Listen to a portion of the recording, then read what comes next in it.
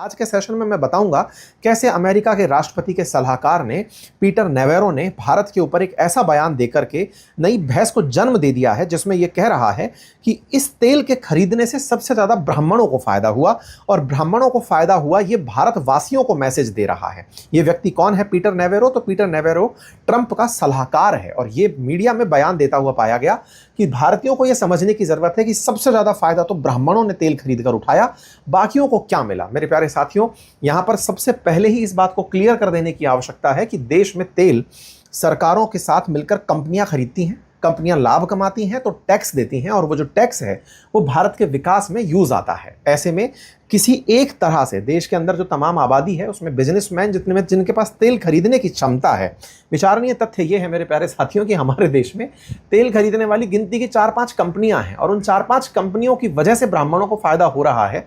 ये कितना बचकाना और बिना तथ्य के दिया गया बयान है और इस व्यक्ति के द्वारा यह बयान केवल भारत में जाति के आधार पर हम लोगों को लड़ाने का एक प्रयास है। कारण इसका साफ है। कारण यह है कि ट्रंप की बेवकूफियों के चलते इन दिनों भारत और चीन एक दूसरे के बहुत नजदीक आ गए हैं। भारत चीन ही नहीं, भारत और रूस भी इन दिनों बहुत ज्यादा नजदीक आ रहे हैं। ये जो तस्वीर मैं आपको दिखा रहा हूं ये आज ही की है, जब प्रधानमंत्री नरेंद्र मोदी पुतिन के साथ मुलाकात करते हैं चीन के अंदर। और ये जो मुलाकात है इनकी एससीओ बैठक के साइड में हो रही है। इन तीनों की तस्वीर, चाहे रशिया, इंडिया और चाइना, इन तीनों का आरआईसी के रूप में मुलाकात करना निश्चित ही इस समय इन लोगों को बिल्कुल रास नहीं आ रहा है, तभी ये इस तरह के बयान दे रहे हैं। Look, Modi's a great leader. I don't understand why he's getting to bed with Putin and Xi Jinping when he's the biggest democracy in the world. So I would just simply say to the Indian people, please understand what's going on here. You got Brahmins profiteering at the expense of the Indian people. We need that to stop. इनके द्वारा जो बात कही गई उस बात को अब ये समझने में बहुत अच्छा लगता है कि हाँ भाई, इन्हें ये बात क्यों बुरी लग रही। तो पीटर नेवेरो जो कि चीफ आर्किटेक्ट माने जाते हैं 50% भारत पर टैरिफ लगने के, उन्होंने अपनी तरफ से प्रधानमंत्री मोदी के बारे में कहा कि भारत जो तेल मंगा रहा है वो पहले तो मोदी वॉर का कारण बना। It happens, of course, is Ukraine comes to us and Europe and says, give us some more money. So everybody in America loses because of what India is doing. The consumers and businesses and everything lose, and workers lose because India's high tariffs cost us jobs and factories and income and higher wages. And then the taxpayers lose because we got to fund Modi's war, okay? The road to peace runs at least partly right through New Delhi. I mean Modi's war. Because the road to peace runs in part through New Delhi. I mean, that's a lot of money. It's a lot of money. It's a lot of money. But there are some who say that we're losing leverage with China by eliminating the next. क्योंकि प्रधानमंत्री मोदी युद्ध करवा रहे हैं, इस पर हमने तंज भी किया था। आपने हमारा ट्विटर हैंडल भी देखा हो तो हमने कहा था कि ट्रंप जो है वो रशिया यूक्रेन नहीं रुकवा पाए। भारत रशिया यूक्रेन भारत और पाकिस्तान का युद्ध तो अमेरिका ने रुकवाया, लेकिन प्रधानमंत्री मोदी रशिया यूक्रेन युद्ध चलाए हुए हैं। मतलब ये किस तरह की आयरनी है। ट्रंप और उनकी टीम कुछ भी बेहुदा बयानबाजी कर रही है। ऐसे में ट्रंप के द्वारा भारत पर लगाए गए टैरिफ का भारत में रिएक्शन जो है वो बहुत ही अल्टीमेट प्रकार से आ रहा है, जहां एक और भारत के अंदर लोगों में ये विश्वास पैदा हो गया है कि अमेरिका किसी का सगा नहीं है। जो हम पहले माना करते थे वो अब बात कहीं ना कहीं सही प्रमाणित हो रही है। अमेरिका के साथ दोस्ती हमेशा एक तरह से नुकसान का ही सौदा भारतीयों के लिए रही है, लेकिन हाँ, व्यापार में हम लोग इनसे लाभ कमाते थे। बस इसी को इस व्यक्ति ने हमारी सबसे बड़ी कमजोरी मान लिया कि भारत अमेरिका से व्यापार करके लाभ कमाता है, तो चलिए इस लाभ पर ही इनसे बार्गेनिंग की जाए। आपको जानकर आश्चर्य होगा, इन दिनों एक बहुत बड़ी खबर मार्केट में है और वो ये कि भारत ने जो रूस से तेल खरीदा वो इसने यूक्रेन को बेचा। न्यूज़ निकल कर आती है साथियों कि यूक्रेन ने 15.5% जो तेल है, खुद का जो डीजल की आवश्यकता है, वो भारत से खरीदी है। मतलब ये विचारणीय तथ्य है कि ये लोग किस बेवकूफ़ी में जी रहे हैं, किस भ्रम में जी रहे हैं कि भारत के ऊपर इसलिए टैरिफ लग रहे हैं क्योंकि रशिया से तेल खरीदता है, लेकिन वही खरीदा हुआ तेल हम रिफाइन करके यूक्रेन को बेच दे रहे हैं, जिसके लिए ये संघर्ष कर रहा है। मतलब ये एक तरह से कहा जाएगा सबसे डम्ब राष्ट्रपति कहा जा सकता है इस खबर के आधार पर कि इसे यही नहीं पता चल रहा है कि इसके पीछे हो क्या रहा है, और अगर हो रहा है तो ये बहुत ही बड़े भ्रम में जी रहा है। खैर, फिलहाल के लिए आप लोगों के सामने कुछ तस्वीरें पेश कर रहा हूं। साथियों, इन तस्वीरों ने कल मीडिया पर जबरदस्त धमाल मचाया जब प्रधानमंत्री मोदी, पुतिन और शी जिनपिंग की तीनों की एक साथ मिलती हुई तस्वीरें आई और इन तस्वीरों के बाद प्रतिक्रियाओं का दौर शुरू हुआ और कहा गया कि मल्टीपोलैरिटी इट्स कमिंग। लोग कहने लगे कि देख लो दुनिया वालों, ट्रंप के प्रभाव से तीनों देश एक साथ एकजुट हो गए हैं। हालांकि ये जो तस्वीर थी ये पुरानी थी। प्रधानमंत्री मोदी ने 2018 में जब मुलाकात की थी इन दोनों राष्ट्राध्यक्षों से, उस समय की तस्वीर थी। लेकिन कल इस तस्वीर ने पहले ही ये बता दिया था कि तीनों फिर से मिलेंगे और कैसा माहौल होगा जब मिल बैठेंगे तीनों यार। तो ऐसे में ये तीन यार जब मिले तो इंडिया, रशिया, चाइना की जो मुलाकात थी ये तस्वीर का रिहर्सल कल हो चुका था और आज उसकी परिणति भी हुई। और वो परिणति जब हुई तो उस परिणति का ही परिणाम था कि ये व्यक्ति भारत के खिलाफ बयान दे दिया। भारत के खिलाफ बयानों में इस व्यक्ति ने हमारे कास्ट के ऊपर बयान दे दिया, कास्ट पॉलिटिक्स को करीब से छुआ और कहा कि भाई साहब, रशिया से तेल खरीदकर ब्राह्मणों को फायदा होता है। भारत में लोग इस बयान से पूरी तरह समझ गए कि अब तुम लोग किस हद तक नीचे उतर गए हो। पहले भारत में प्रधानमंत्री के खिलाफ ये बयान चलवाना कि तुम झुक गए थे, पाकिस्तान से सीज फायर कर लिए थे, फिर उसके बाद में ये बयान चलवा देना कि भारत के साथ धोखा हुआ है, पीएम मोदी के साथ धोखा हुआ है। ये सब चीजें अमेरिका स्पॉन्सर्ड हैं और अब कास्ट तक उतर आना ये दर्शाता है कि ये लोग कितना बुरी तरह से फ्रस्ट्रेटेड हैं।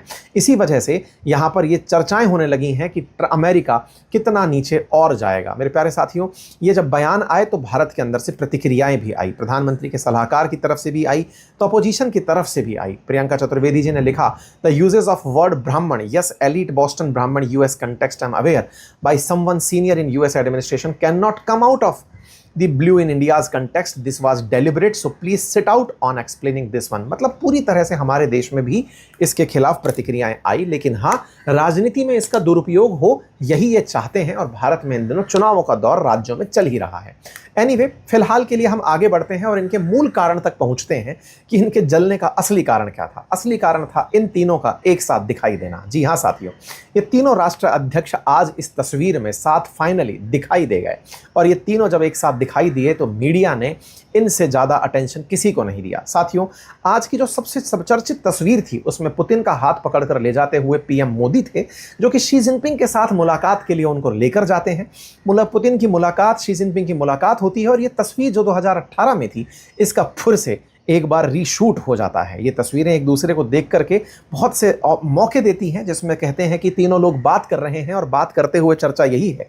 मिनिस्ट्री ऑफ फॉरेन अफेयर्स इस तस्वीर को साझा करते हुए लिख रहा है कि देखिए, ये तीनों लोग मिल चुके हैं और लोगों को खूब सारा कंटेंट मिल गया है। न्यूज़ लिख रहे हैं कि संभवतः तीनों लोग मजाक बना रहे हैं कि हाँ भाई मोदी जी, आप पर 50% टैरिफ लग गया है हमारे चलते, तो इस बात पर ये लोग हंस रहे हैं। लेकिन इसी बीच में प्रधानमंत्री मोदी और पुतिन के गले मिलने की तस्वीर प्रधानमंत्री द्वारा ट्वीट की जाती है और दोनों के बीच में गर्मजोशी ये दिखा देती है कि ट्रंप, हम आपके वजह से अलग होने वाले नहीं हैं। रशिया भारत का बहुत लंबे समय से मित्र है और ऐसा मित्र जिसके साथ विश्वास किया जा सकता है और ऐसे में रशिया के साथ भारत के संबंध हमेशा बने रहेंगे और ये संदेश तुम्हें भी स्पष्ट होना चाहिए। भारत ने इस मंच से दुनिया को एक संदेश साफ दे दिया कि तुम 50% क्या, तुम 100% लगाओ, 500% लगाओ। अब भारत ने जब निकलने की ठान ही ली है तो अब हमारा मोटिवेशन 200 साल हमारी गुलामी रहा है। 200 साल जब हम गुलाम रहे ब्रिटिशर्स के, उस समय पर भी जब हम सरवाइव कर सकते हैं, तो अब हमारे लिए तुम्हारे द्वारा लगाया गया टैरिफ बहुत ज़्यादा चर्चा का विषय नहीं होगा। इसीलिए मीम्स की बाजार में बाढ़ चल रही है। मीम्स के अंदर चर्चा का सबसे बड़ा जो पॉइंट बना हुआ है वो ये वीडियो है। मुझे बोला 50% टैरिफ लगा दूंगा, उसे बोलो 100% लगा दे, इससे ज्यादा क्या करेगा वो।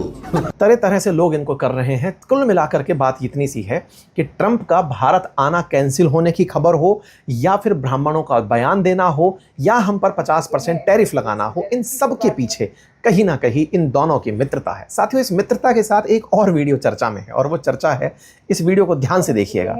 आप इसको ध्यान से देखेंगे तो आपको एक प्राणी दिखाई देगा। ये देखिए, यदि आप इस तस्वीर को ध्यान से देख पाए तो आप रियलाइज कर पाएंगे कि यहाँ पर एक व्यक्ति है और वो व्यक्ति अगर आप पहचान रहे हैं तो वो नन अदर देन शहबाज शरीफ है।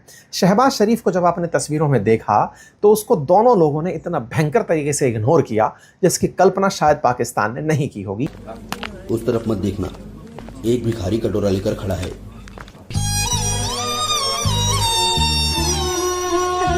ये इग्नोरेंस असल मायने में इसलिए था क्योंकि एससीओ के अंदर सदस्य राष्ट्र ये भी है और वो चाइना के प्रयासों से ही इसका सदस्य बना है। लेकिन अमेरिका के द्वारा इसके चलते ही भारत के साथ सारे टसल किए जा रहे हैं। तो भारत ने रूस के नाम पर यह संदेश साफ दे दिया कि दुनिया वालों, भारत इस समय कितना ज़्यादा स्टैंड ले चुका है, किस तरह से अब हम सिंसियरली ये बात पब्लिकली बोलने को तैयार हैं कि हम आतंक को नहीं बर्दाश्त करेंगे। आपको मालूम है कि पहलगाम आतंकी हमले के बाद ही ये सारी चीज़ें बदलती चली गई। आतंकी हमला हुआ, उसके बाद पहलगाम के बाद में फिर ऑपरेशन सिंदूर हुआ, ऑपरेशन सिंदूर के बाद सीज फायर का कलेश हुआ जिसको ट्रंप क्रेडिट लेने निकले और उस क्रेडिट के चलते अब तक सारी ये विवाद फंसे हुए हैं। भारत ने यहाँ पर साफ कहा और साफ था कि आतंक साथ नहीं चल सकता। भारत ने SCO समिट के अंदर साफ कर दिया कि हम पिछले 4 साल से आतंकवाद का दंश झेल रहे हैं। पहलगाम में आतंकवाद का सबसे बुरा रूप हम देख चुके हैं और हम इस घड़ी में हमारे साथ खड़े मित्र राष्ट्रों का धन्यवाद देते हैं। आतंकवाद पूरी दुनिया के लिए चुनौती है। प्रधानमंत्री ने ये बात सबको बताई। यह हमला केवल भारत की अंतरात्मा पर ही आघात नहीं, यह मानवता में विश्वास रखने वाले हर देश, हर व्यक्ति को खुली चुनौती थी। ऐसे में प्रश्न उठना स्वाभाविक है, क्या कुछ देशों द्वारा आतंकवाद का खुलेआम समर्थन हमें स्वीकार्य हो सकता है? एक्सेलेंसी, हमें स्पष्ट रूप से और एक स्वर में कहना होगा कि आतंकवाद पर कोई भी डबल स्टैंडर्ड स्वीकार्य नहीं होंगे। हमें मिलकर आतंकवाद का हर रंग में, हर रूप में विरोध करना होगा। ये मानवता के प्रति हमारा दायित्व है। एक्सेलेंसी, प्रधानमंत्री ने यह भी कहा कि SCO का मतलब संघाई कोऑपरेशन ऑर्गेनाइजेशन तो है ही है, लेकिन सिक्योरिटी, कनेक्टिविटी और अपॉर्चुनिटी भी है। प्रधानमंत्री ने स्वतंत्रता दिवस के अवसर पर उज्बेकिस्तान को भी धन्यवाद अर्जित किया कि भैया तुम्हारा आज स्वतंत्रता दिवस है, बधाई हो। आतंकवाद, अलगाववाद और उग्रवाद पर शी जिनपिंग भी बोले और उन्होंने कहा कि यह संगठन यानी कि SCO ये आतंकवाद, अलगाववाद और उग्रवाद के खिलाफ है। ये एक अपने आप में बड़ी सफलता है कि आतंक के खिलाफ हम शी जिनपिंग का बयान भी सुन पाए तो पुतिन का भी सुन पाए। पुतिन ने साफ कहा कि जिस तरह से नाटो कंट्री यानी कि यूरो एटलांटिक मॉडल सोचते हैं, अब उसकी जगह आने वाले समय में SCO ले लेगा। The SCO is making a substantial contribution to strengthening the atmosphere of collaboration and mutual trust on the Eurasian continent, helping us create the political and socio-economic foundations for a new system to ensure stability and peaceful development. A system that could take the place of the obsolete Eurocentric and Euro-Atlantic models, and that would include the interests of a broad range of countries, that would be truly balanced and would not allow any states to try and ensure the security at the expense of others. Putin ने इसके साथ साथ भारत की तारीफ, भारत और चीन की तारीफ रशिया यूक्रेन के मामले पर भी की। तो कुल मिलाकर के ये दुनिया को अब खुलकर सामने आ चुका है कि रशिया यूक्रेन के बीच जो भी है, हम रशिया के साथ किस तरह से खड़े हैं, ये पब्लिक के सामने आ गया है। चीन ने इस पूरे समिट के अंदर 281 मिलियन अमेरिकी डॉलर की ग्रांट भी ऑफर की और वो ग्रांट असल में सहायता के रूप में सब राष्ट्रों को दी जानी तय की जाएगी। मेरे प्यारे साथियों, यहाँ से अब ये समझ में आता है कि इनका चिढ़ना इतना लाजमी क्यों है। इनके चिढ़ने से आप भी अब तक समझ चुके होंगे कि ये लोग असल में भारत को अपने तरीके से तोड़ मरोड़ कर रखना चाहते थे।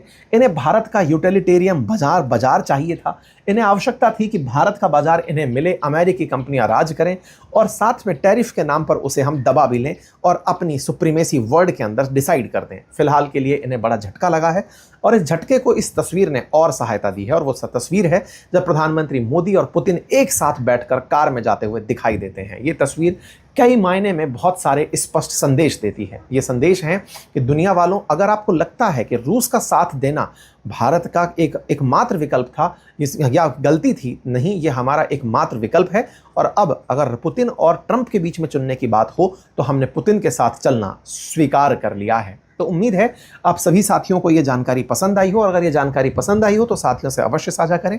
चैनल पर नए हैं तो सब्सक्राइब कर लें।